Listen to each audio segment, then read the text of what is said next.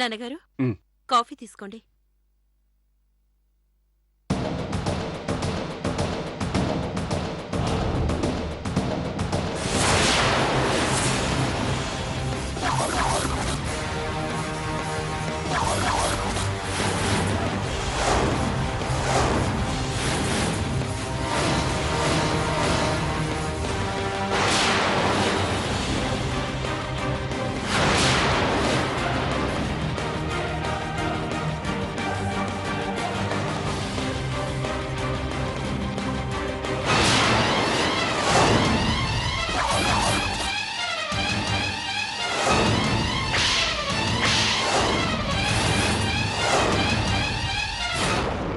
నమస్కారం అండి.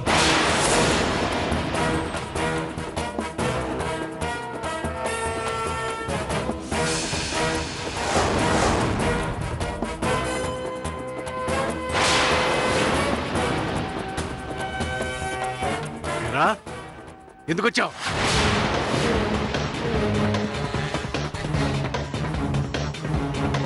కోపం తెచ్చుకోకండి, మీతో కాస్త మాట్లాడాలి. ఏంట్రా నువ్వు మాట్లాడేది మేం వినేది? పో అవతలికి. వెళ్ళిపోతానండి, కానీ ఒక్కసారి కాశీ గారిని పిలవండి.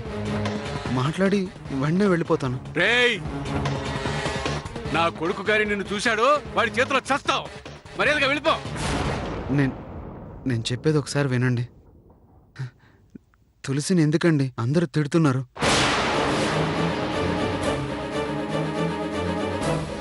తులసి చాలా మంచిదండి. ఒట్టు.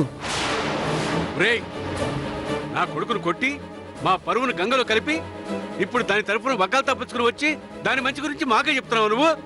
పొర పిచ్చి కదా. అవునండి, నేను పిచ్చోండి. నాకేదో పిచ్చి పట్టిందంట. అందుకే ఆ రోజు కాశీ గారి మీద చేయి చేసుకున్నాను. తప్పైపోయిందండి. నా మీద కోపంతో తులసిని కాశీ గారికి దూరం చేయకండి, వాళ్ళని విడగొట్టకండి. రేయ్, దానికి మొహం చెల్లక నీలాంటి వెర్రి బాగులోని రాయబారానికి పంపితే కరిగిపోయి కాంప్రమైజ్ అవుతామనుకుంటుందా? అది జన్మలో జరగదు. మర్యాదగా వచ్చిన దారిని వెళ్ళిపో, బతికిపోతావు. లేదంటే అలా అనకండి, మీకు దండం పెడతాను. తులసి అమాయకురాలు, ఎవరికి చెడు చేయదు. అలాంటి తులసికి ప్లీజ్ అన్యాయం చేయకండి.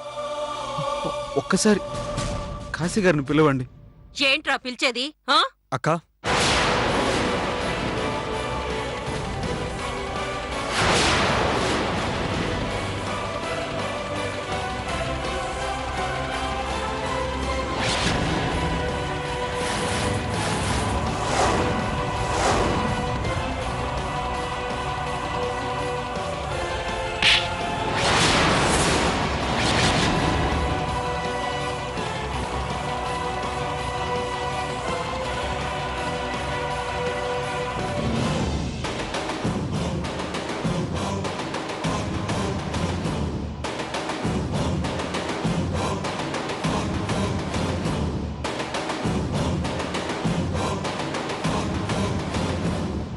కాశీ గారు వచ్చారా?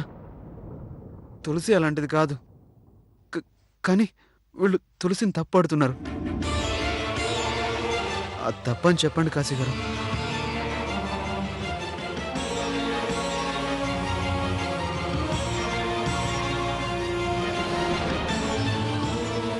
అక్క, వీని ఇంట్లోకి ఎవరు రానిచ్చారు? తమ్ముడు, పిచ్చోళ్ళని ఎవరు రానిస్తారు? అదిగో దాని గొప్పదానాన్ని చంకనెత్తుకొని వచ్చాడు. రై, మర్యాదగా ఇక్కడి నుంచి వెళ్ళిపో. నన్ను రాక్షసుని చేయొద్దు. ప్లీజ్ కాశీ గారు.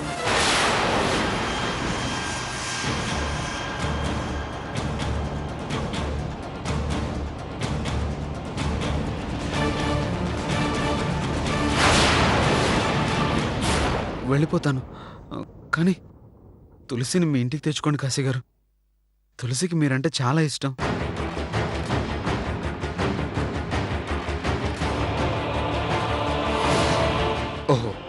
నేనంటే ఇష్టమా? మరి నువ్వంటే?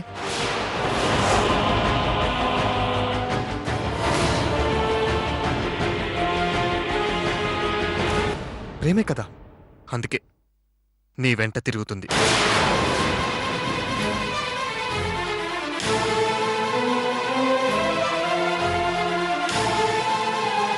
అయినా అన్ని మర్చిపోయి దాన్ని నా భార్యగా ఒప్పుకొని నా ఇంటికి తీసుకురావాలి, అంతేగా?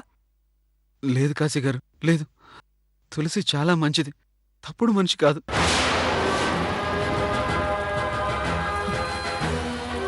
నా వల్లే కదా మీకు తులసి మీద కోపం వస్తుంది. కావాలంటే నేను తులసిని చూడను, మాట్లాడను, ఇంకెప్పుడు కలవను.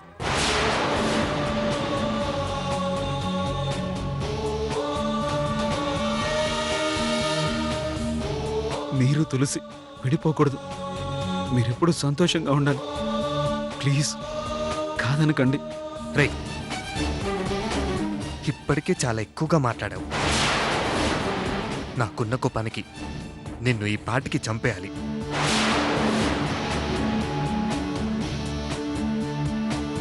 ఆయన కంట్రోల్ చేసుకుంటున్నాను. వెళ్ళిపోయి ఇక్కడి నుంచి. కాశీ గారు, నేను చేసిన తప్పుకి మిమ్మల్ని క్షమించమని అడుగుతాను. కావాలంటే మీ కాళ్ళు పట్టుకుంటాను.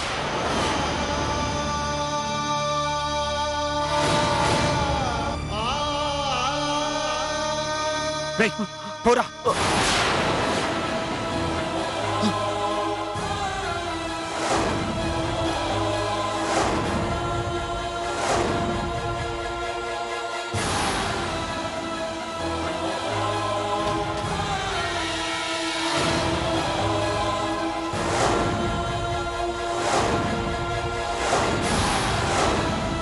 రేయ్, ఇంకొకసారి తులసి అన్న పేరు మోసుకొని ఈ ఛాయల్లోకి వచ్చావో నరికేస్తాను.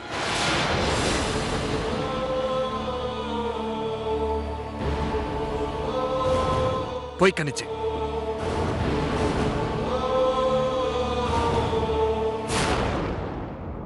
నేను వెళ్ళను. తులసిని మీరు ఇంటికి తీసుకొస్తానని చెప్పేదాకా నేను వెళ్ళను. చెప్పండి కాశీ, చెప్పండి ప్లీజ్. కాశీ గారు చెప్పండి ప్లీజ్. కాశీ గారు, ఏంటో చెప్పేది?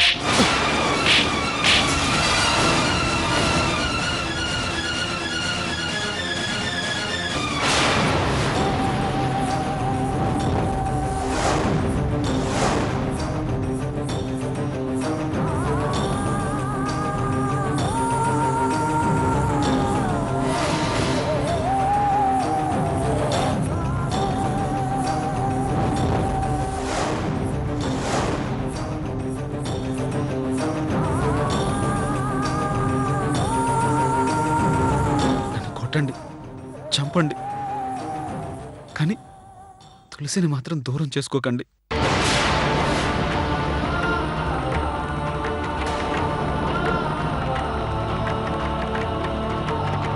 తులసిని బాధ పెట్టకండి కాశీ. మీకు దండం పెడతాను.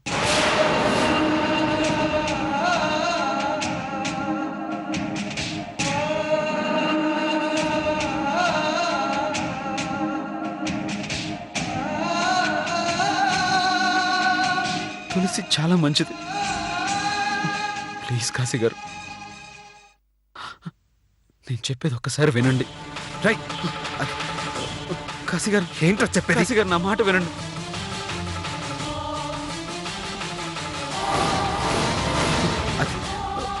కాశీ గారు, కాశీ గారు, నా మాట వినండి.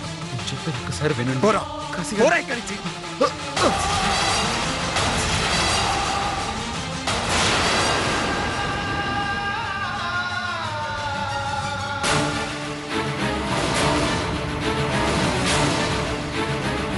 ఇంకోసారి ఇటువైపు వచ్చావో జాగ్రత్త. పోరా.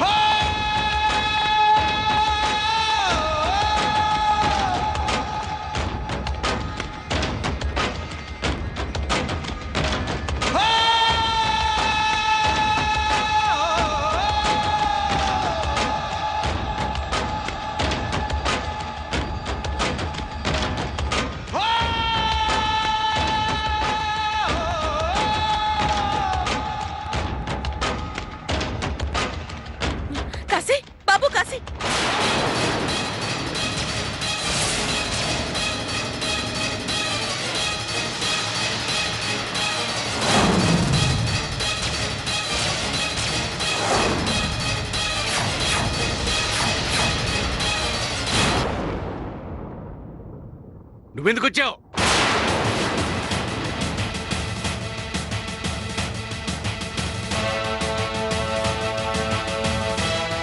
అత్త అల్లుళ్ళు కలిసే వచ్చినట్టున్నారు నాన్నగారు.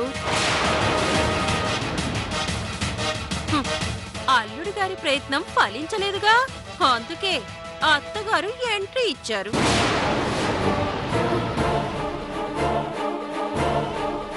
అన్నయ్య గారు, ఆవేశపడకండి.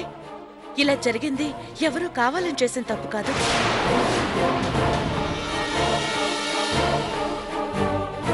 మీరే పెద్ద మనసు చేసుకుని మమ్మల్ని క్షమించాలి. క్షమించడం అనే కాన్సెప్టే ఉంటే నా నోట విడాకులన్న మాట వచ్చుండేదే కాదు. నీ కూతురు భర్త విలువ తెలిసిందే అయితే ఇంత దిగజారుండేది కాదు.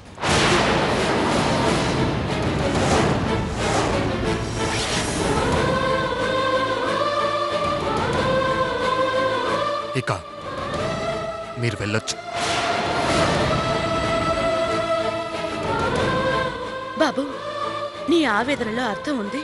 కానీ నా బిడ్డ నువ్వనుకున్నట్టు నీ విలువ తెలియంది కాదు. నిన్ను మర్చిపోనూ లేదు. క్షణక్షణం నీ గురించే ఆలోచిస్తూ నువ్వే సర్వస్వం అనుకుని బ్రతుకుతోంది బాబు.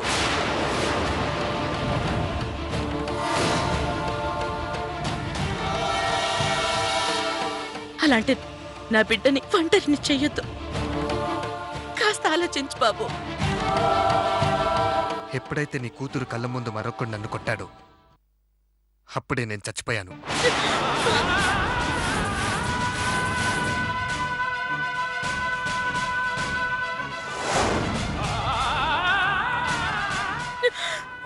అంత మాట అనొద్దు బాబు. నా కూతురు మనసులో నీకు తప్ప మరొకరికి చోటు లేదు.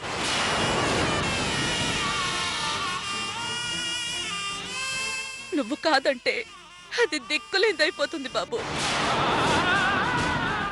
ఎందుకు దిక్కులేందవుతుంది?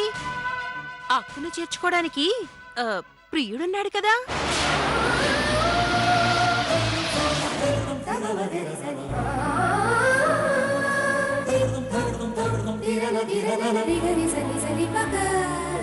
అన్నయ్య గారు, వద్దు, ఇక చాలు. మేమిప్పటిదాకా విన్నది చాలు, మీరు చెప్పింది చాలు. తెగేదాకా లాగారు, ప్రాణం పోయేదాకా పరీక్షించారు. ఇక ఓపిక లేదు, గొప్ప మనసు అంతకన్నా లేదు.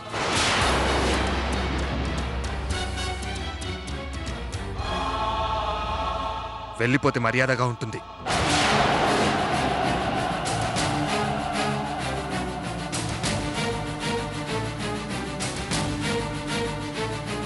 ప్లీజ్.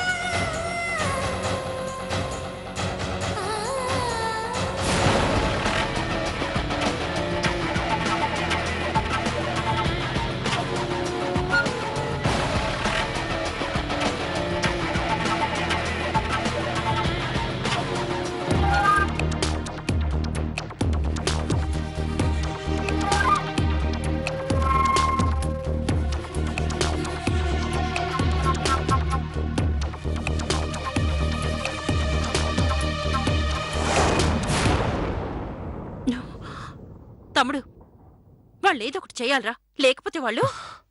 అక్క, ప్లీజ్ కాసేపు నన్ను ఒంటరిగా వదిలేయండి